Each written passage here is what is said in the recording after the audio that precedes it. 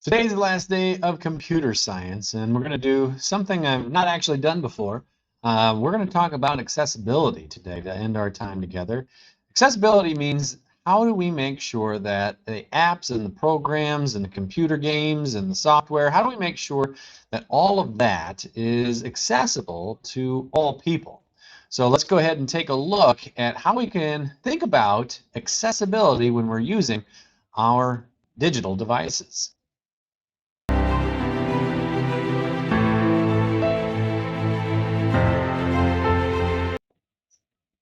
So this is Ming, and Ming is really musically talented. She actually is really good at the piano, and she has some other interests as well. The other thing about Ming that you need to know is that Ming is visually impaired. So what that means is she's not blind, but it's really hard for her to see things, even if they're pretty close. It's really cool that she's able to do things like play the piano. She's been able to master that whole thing just by knowing where the keys are at and the feel of the piano. But like I said, it's still a struggle for her sometimes to be able to see something. Now, Ming also really likes to be able to listen to music. And so there's a new app that just came out. And here's what the app looks like. It's called Gramophone. And it looks pretty cool. It's a place that she could share music and her friends could share music, and they all can either record themselves or share like a song that they're listening to. But do you notice any problems with this app that might be a problem for a girl like me? So one of the things that I see about this app is that the text is really small and it's kind of hard to read. This would be an app that maybe it's a great idea, but for a person like Ming who can't really see very well, this app is almost unusable. And then that's not really fun or fair to her that she can't use an app just because it wasn't designed really well. Ming's really good at being able to play music and make music and share music, but it's only the design of this app that's preventing her then from being able to use it. So this is not a good app for Ming, but it is an app that could be improved if we gave more thought to how people with all different kinds of abilities could use something like this. A simple redesign might be all that this app needs. This guy's name is Oliver. Now, Oliver is really active. He really likes playing ball, really likes playing sports. One of the things that happened, though, to Oliver when he was younger is he had an amputation. So an amputation is where it could have been an injury, it could have been something that happened at birth, but long story short, Oliver has had his hand removed. That's what an amputation means. We have to remove a part of the body. So Oliver really only has one working hand, but that doesn't stop him from being on sports teams and trying his best. He especially loves soccer. And one of the things he likes to do too is play video games. So if we take a look at Oliver, and one of the popular games that's around with Oliver is this game called Football Frenzy. So it's on a cell phone. This one's big, so I don't want you to think it's this big. It's not a Switch. It's a cell phone game. And the way that you play it, you can play soccer and you move these guys around. Take a look at how do you think this might be controlled, this game, this app. Well, it kind of looks like you've got some buttons over here, and it kind of looks like you might be able to maybe kick or dodge or something like that with these buttons over here. Now again, this is about the size of a cell phone, like this.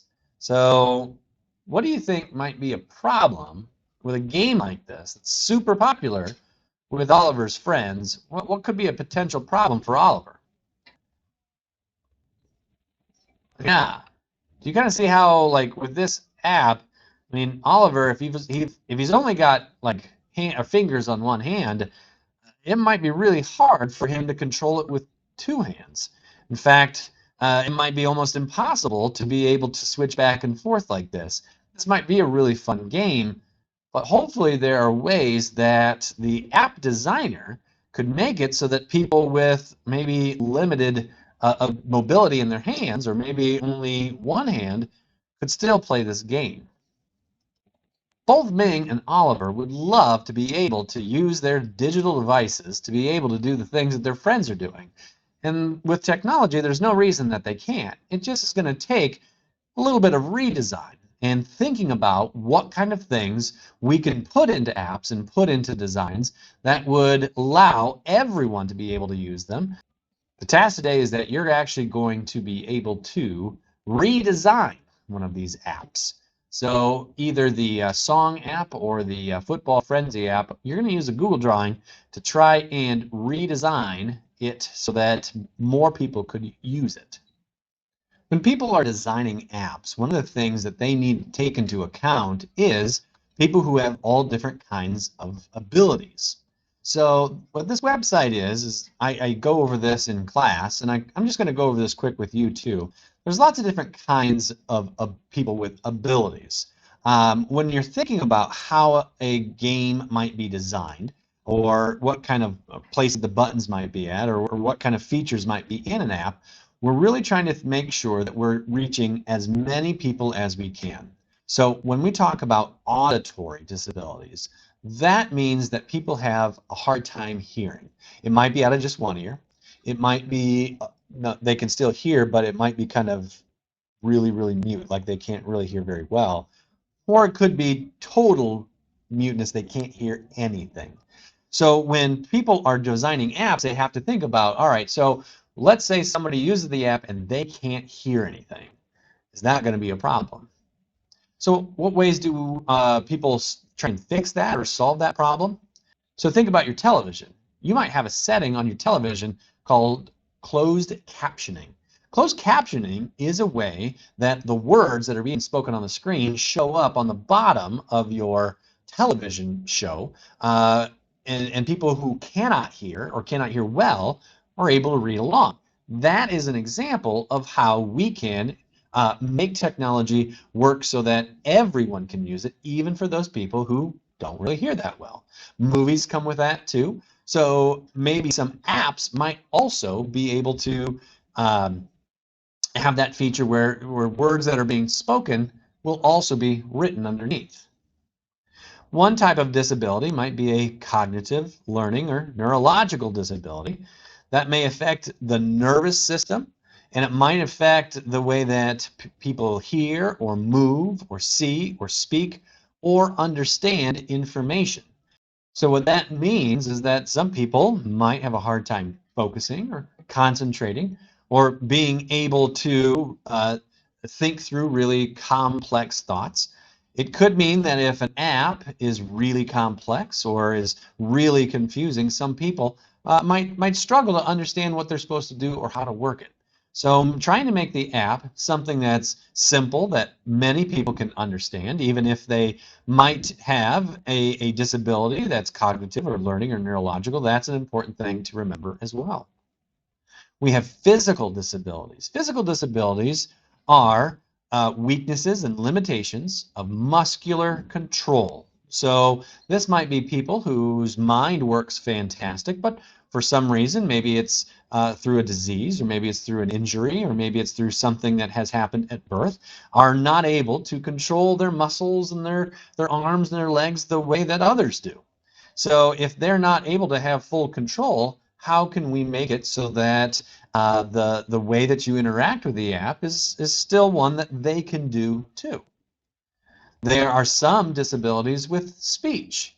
If you are being asked to speak into your app, say use your voice to say to do this, some people are still working with how to form the right words and how to make that sound legible, hearable. So you want to make sure that you're also thinking about how can we make it so that people have a hard time speaking, or maybe who have lost their voice, how can they still interact with our app? And visual, those are people that are struggling with how to see things clearly. It doesn't mean that they're totally blind, but it could mean that they really have a hard time seeing, even if it's up close. So what are some ways that we might be able to make it so that the colors aren't just too distracting? Some people can't see color. They are called color blind. So can we pick colors or use colors that we know that all people can see? And can we make it so that it is not like text isn't so small that people wouldn't be able to read it if they had less than great eyesight? One of the things that I like to do a lot is I like to play Xbox. I've got one at home. I like playing games like Minecraft. I like playing games like there's a totally reliable delivery service. I have another game, Cities Skyline. I like Cities Skyline a lot.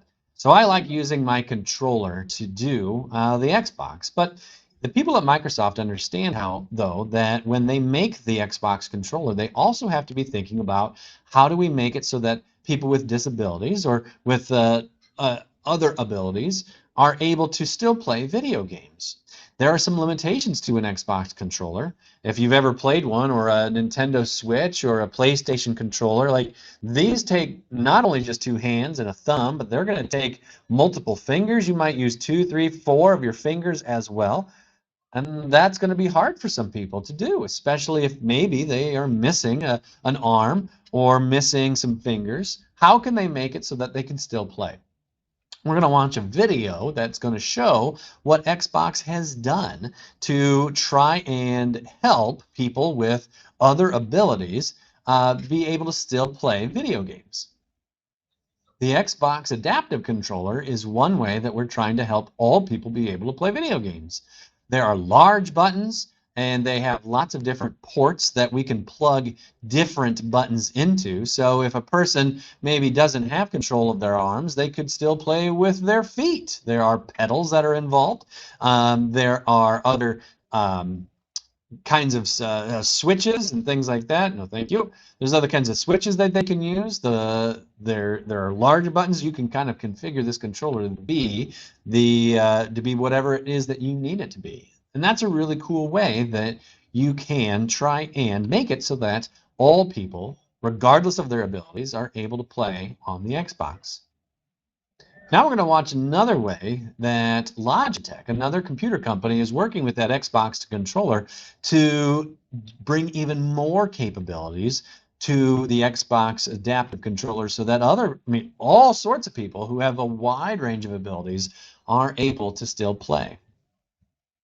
Next, you're going to take your turn to try and redesign some of those apps that we were using before, either the song app or the controller app, the football app. You might redesign how the app looks on the screen, or maybe you might add some controllers that other people could use. Kind of depends on you. You got a wide range of things to do here. I'll show you quickly how Google Drawings works. You might already know, but in case you don't, I'll do a quick tutorial. And then I'll turn you loose, and you get to kind of make your own app. The Gramophone or the Football Frenzy app, open it up, make a copy of the Google Drawing, and what you'll see is just the start of a blank phone and also the old design. So how can you improve this design? In this case, we need to make it a little bit more visual for our friends that maybe have a hard time seeing. Now, one thing I might do is maybe I'll insert a picture. So I can insert a picture from the web, and then I'll search for something. I'll search for music, and I think I like this one. And so I'm going to click it and insert it. Now I want to make it, I don't have to make it huge, but I do want to make it a little bit bigger so that it's easily seen. Now, maybe I want to kind of redo this part too. I'm going to look for another image, search the web. Let's see. A lot of crazy stuff. Oh, that's a good one. Let me insert this one here. And okay, that can be kind of the thing that somebody clicks on. I'm going to use the text box here, this text box. Then I'm going to click and drag to draw a text box, and then I can write inside of it. What did I title? I Love Cookies by Chomp. Okay. I love cookies by Chomp. If I click, I can change the font. Now I want a font that's going to be easily read. Something like this. Not really. But if I make it bigger, then yeah, you know what? That's not too bad right there. Now maybe I'll add another one like so. So I'll search another web and I'll do another thing. Maybe I want, retro music. Something like that. That'll be good. Retro music, like so. Okay, so I'm going to work my way through and kind of redesign this in a way that I think might be better for our friends. Then when I'm done, I want you to hit the share button. Share it to me. So you click here and you share it here, share it with me, and send it to me so that I can kind of see how you have changed your drawing to make it a little bit easier for others to use. Let's see. We also can.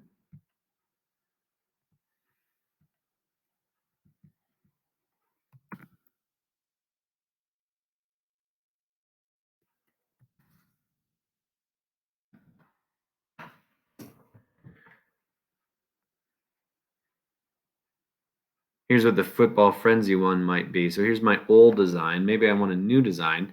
I'm going to draw a new play area, and I think I'm going to put the play area up at the top. So I'm going to use that shape tool, and then I can click the shape and change the color like this. Okay, and then maybe I am going to draw another one. So I'm going to go here, and I'm going to draw a shape, and I'm going to draw another rectangle like this. I'm going to draw like this. Da, da, da. I'm going to make it green like I did the other one. A little darker green, I think. Yeah, but then I'm going to make the lines white. Yeah, that looks good. Okay, and I'll do that again. Draw a shape, do it over here. There we go, making like a soccer thing. Here we go. What did I pick? Oh, it's not quite the same. Do this one here. Make this white lines like so, looking good. I can draw a line, so click and drag there. I can draw a line like that, and I can make the line color there like so. Okay, now it doesn't have to be absolutely perfect. Just do the best you can on this. We get the general idea of what you're wanting here. And then kind of work on figuring out the big idea is figuring out what are you doing to make this user friendly. So I think one of the things I'll do is I might draw my controls all down here at the bottom. If they're here at the bottom, then maybe this could be resting on a lap, and then a person who had one hand, like our friend Oliver, maybe he could just use one hand and rest it on his lap. That way he could still participate and do it. So I'm going to put the controls down here like this. Yeah. Now here's another idea you might choose to do, kind of like with our Xbox adaptive controller. Maybe you want to use a line tool, and maybe you want to do some sort of connector to it. So you know what? Oops, that didn't work. So I'm going to kind of draw a chord out here, and I think I'm going to do a different kind of connection. So maybe I'm going to have a controller that will attach to it. And that controller, I'm going to design my own controller with large buttons that can be easily tapped by someone who might have maybe a more physical disability, something like this, Okay, maybe I'm going to make them clear X and like a black and a white so that maybe if a visual disability person uses this, they'd be able to really tell the difference like so. Anyway, kind of whatever you wanted to do and however you want to design this, just as long as I can kind of see, you took some time to try and make it so that it is more usable to more people. That's what I want. Up here with the share button again, click that share, put my name in, Carver, there I am. Nope. Carver, there I am, and send it to me. And I'd love to see what it is that you have chosen to do.